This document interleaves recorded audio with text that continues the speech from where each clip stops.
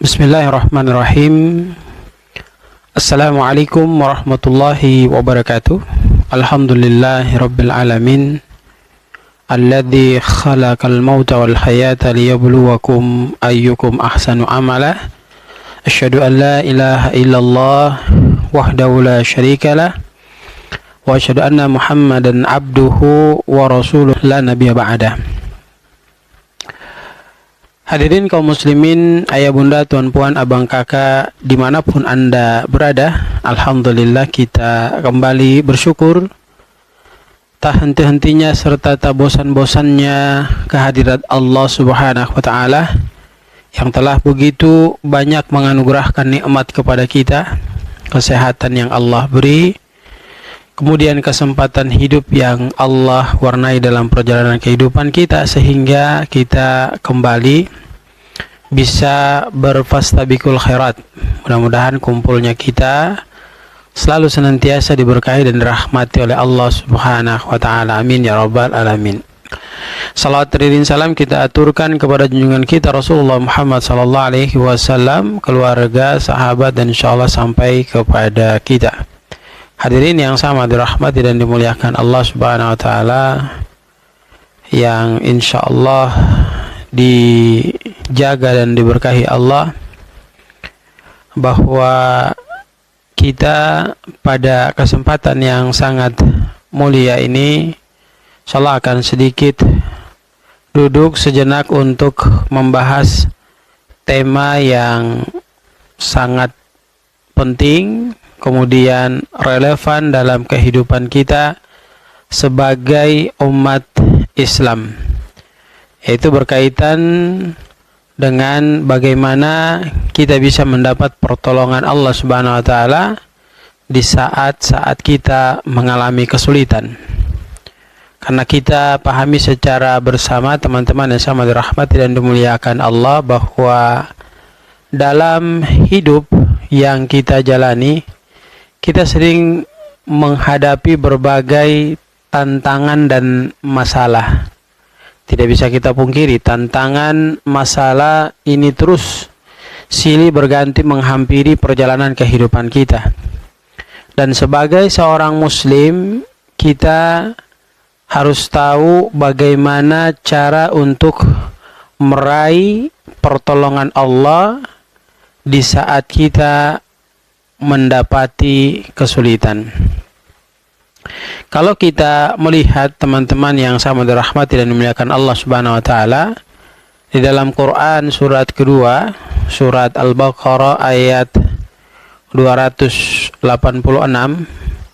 Allah subhanahu wa ta'ala memberikan ketegasan kepada kita dalam firman-Nya, A'udzu billahi minasyaitonir rajim, la yukallifullahu nafsan illa wus'aha, laha ma kasabat wa 'alaiha maktasabat, Rabbana la tu'akhidna in nasina aw akhtana, Rabbana wa la tahmil 'alaina isran kama hamaltahu 'alal ladzina min qablina, Rabbana wa la tuhammilna ma la taqata lana bih, wa'fu 'anna waghfir lana warhamna anta maulana fansurna 'alal qaumil kafirin.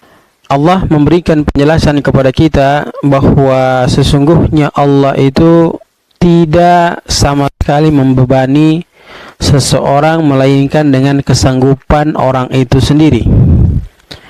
Dia memperoleh pahala dari kebaikan yang diusahakan oleh dirinya, dan dia mendapatkan siksa dari kejahatan atau perbuatan dosa yang dia lakukan. Ya Tuhan kami, janganlah Engkau hukum kami jika kami lupa atau kami melakukan kesalahan. Ya Tuhan kami, janganlah Engkau bebankan kepada kami beban yang berat sebagaimana Engkau bebankan kepada orang-orang sebelum kami. Ya Tuhan kami, jangan Engkau bebankan kepada kami yang tidak sanggup kami memikulnya. Dan maafkanlah kami, ampunilah kami, dan kasihanilah kami. Engkau pelindung kami, maka tolonglah kami terhadap kaum kafir. Ayat ini mengajarkan kepada kita jemaah sama dirahmati dan dimuliakan Allah Subhanahu wa taala bahwa Allah tidak membebani kita dengan sesuatu di luar kemampuan kita. Saat kita menghadapi kesulitan, sekali lagi saat kita menghadapi kesulitan, kita harus berdoa hanya fokus kepada Allah. Iyyaka na'budu wa iyyaka nasta'in. Tapi berdoanya kita harus dilakukan dengan penuh keyakinan bahwa Allah yang memberikan pertolongan sesuai dengan kemampuan kita.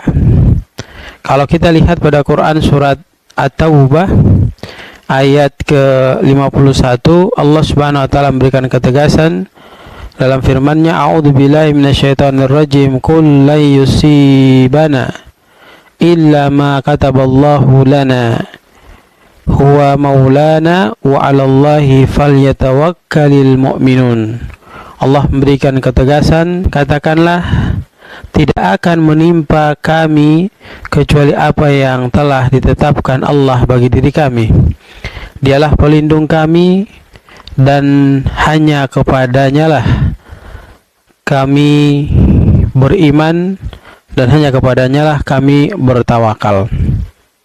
Ayat ini juga mengingatkan kita jemaah sama dirahmati dan dimuliakan Allah bahwa segala sesuatu yang terjadi pada diri kita sudah ditentukan oleh Allah Subhanahu wa taala. Entah itu nanti kita menghadapi kesulitan ataupun nanti kita menghadapi permasalahan-permasalahan, maka kita harus tawakal, berserah diri kepada Allah, karena Dialah yang maha memberikan segala masalah dan juga Dialah tempat solusi untuk menyelesaikan permasalahan tersebut. Dalam hadis dari Abi Hurairah radhiyallahu anhu diriwayatkan oleh Bukhari Muslim, menyampaikan kepada kita Rasulullah SAW bersabda, "Man lam yas'alillaha yaqdab alaihi." Barang siapa yang tidak meminta kepada Allah, maka Allah akan marah kepadanya. Hadis ini juga menunjukkan kepada kita betapa pentingnya doa, dan kita juga disuruh meminta pertolongan hanya kepada Allah dalam segala keadaan kita, terutama saat kita menghadapi kesulitan. Allah sangat menyukai hambanya yang berserah diri dan meminta bantuan kepadanya. Kemudian dalam hadis yang disampaikan dari Anas bin Malik, diriwayatkan juga oleh Bukhari Muslim, diceritakan kepada kita, innallaha qala, Allah Subhanahu wa taala sesungguhnya telah berfirman, ya ibadi innama hiya a'malukum ahsiha lakum thumma uwaffikum iyyaha faman wajada khairan falyahmadillah wa man wajada ghaira dzalik fala yalumanna illa nafsahu. Bahwa diberi ketegasan kepada kita, sesungguhnya Allah Subhanahu wa taala telah berfirman dalam hadis Nabi sallallahu, wahai hamba-hambaku, sesungguhnya semua amal perbuatan kalian aku catat untuk kalian. Kemudian aku akan memberikan balasan kepada kalian sesuai dengan apa yang kalian lakukan. Maka barang siapa yang menemukan kebaikan, hendaknya ia memuji kepadaku. Dan barang siapa yang menemukan selain daripada itu, maka janganlah ia menyalahkan selain dirinya sendiri. Maka konsep hadis ini tentu mengajarkan kepada kita bahwa setiap amal kita akan dicatat dan dibalas oleh Allah Subhanahu wa taala. Ketika kita menghadapi kesulitan, kita harus bersabar dan harus berdoa serta memohon pertolongan hanya kepada Allah Subhanahu wa taala. Lalu apa sih yang kita dapatkan dari mempelajari keuntungan mendapatkan pertolongan Allah dalam kesulitan kita? Yang pertama, tentu kita akan mendapatkan ketenangan dalam hati kita. Sebab kita meminta pertolongan hanya kepada Allah, dan Allah membantu kita, kita pun merasa tenang. Kemudian kita merasa bahwa apa yang kita jalani itu selalu senantiasa diberkahi oleh Allah Subhanahu wa taala. Kemudian keuntungan yang kedua, pasti meningkatkan kualitas iman dan takwa kita. Ketika kita berdoa dan tawakal, iman kita semakin kuat dan kita lebih dekat dengan Allah Subhanahu wa taala apabila ada ujian, kesulitan datang pada diri kita. Lalu keuntungan yang ketiga, menjadi lebih sabar.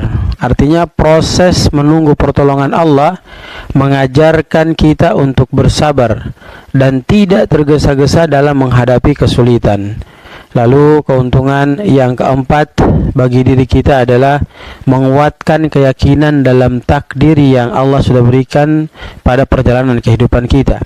Maka kita harus belajar untuk menerima, kemudian lantas memahami bahwa segala sesuatu sudah ditentukan oleh Allah Subhanahu wa taala dan pasti ada hikmahnya. Kita mendapatkan kesulitan tentu pasti ada hikmahnya. Kemudian keuntungan yang kelima, mendapatkan solusi dan jalan keluar. Artinya Allah Subhanahu wa taala akan memberikan jalan keluar dari setiap kesulitan yang kita hadapi sesuai dengan kehendak Allah Subhanahu wa taala. Lalu yang keenam, keuntungannya adalah menjaga hubungan baik kita dengan Allah Subhanahu wa taala. Artinya dengan terus berdoa dan meminta pertolongan, hubungan kita dengan Allah itu semakin baik dan dekat, ya. Kenapa kita bisa menjaga hubungan baik dengan Allah? Karena di saat kita mendapatkan kesulitan, maka terketuklah jiwa dan raga kita untuk mau melaksanakan ibadah. Maka disitulah kedekatan kita dengan Allah Subhanahu wa taala. Lalu keuntungan yang ketujuh yang didapatkan dari pembahasan ini adalah mendapatkan kebaikan dan pahala. Setiap doa dan usaha yang kita lakukan dalam menghadapi kesulitan akan mendapatkan pahala dari Allah Subhanahu wa taala. Maka jangan sampai kita lengah, kita lelah dalam kondisi demikian. Keuntungan berikutnya adalah menghindari rasa putus asa. Artinya dengan mengandalkan semata-mata kepada Allah, kita terhindar dari rasa putus asa dan juga kehilangan harapan dalam setiap ujian yang Allah berikan pada diri kita. Kemudian mendapatkan dukungan spiritual juga akan kita dapatkan, sebab pertolongan Allah itu diberikan dukungan spiritual kepada orang-orang yang ketika mereka mau menghadap Allah dengan kondisi kesulitan yang Allah berikan kepada diri mereka. Maka spiritual yang sangat dibutuhkan dalam menghadapi berbagai ujian ini harus kita tumbuh kembangkan dalam jiwa-jiwa kita. Kemudian keuntungan berikutnya yang didapatkan dari pembahasan ini adalah menjadi teladan positif. Artinya ketika kita mampu menghadapi kesulitan dengan berdoa kepada Allah, dengan bersabar, kemudian bertawakal, kita sudah menjadi teladan bagi orang lain dalam menjalani hidup dengan penuh keyakinan dan sabar terhadap apa yang sudah Allah berikan dalam perjalanan kehidupan kita. Maka hadirin yang sama dirahmati dan dimuliakan Allah, semoga penjelasan yang singkat ini ya memberikan kita kekuatan untuk mampu memahami apa yang sudah kita dengarkan, dan kemudian kita meminta kepada Allah agar Allah Subhanahu wa taala tumbuh kembangkan kesabaran dalam jiwa kita ketika kita menghadapi kesulitan, dan selalu kita mohon kepada Allah agar Allah memberikan kita pertolongan dalam setiap tindakan yang kita lakukan. Tentunya tindakan yang kita lakukan itu diridhai dan dirahmati oleh Allah Subhanahu wa taala.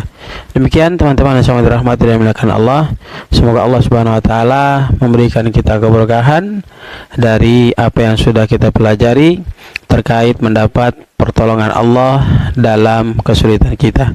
Subhanakallahumma bihamdika nasyhadu an la ilaha illa anta nastaghfiruka wa natubu ilaik. Billahi taufiq wal hidayah. Assalamualaikum warahmatullahi wabarakatuh.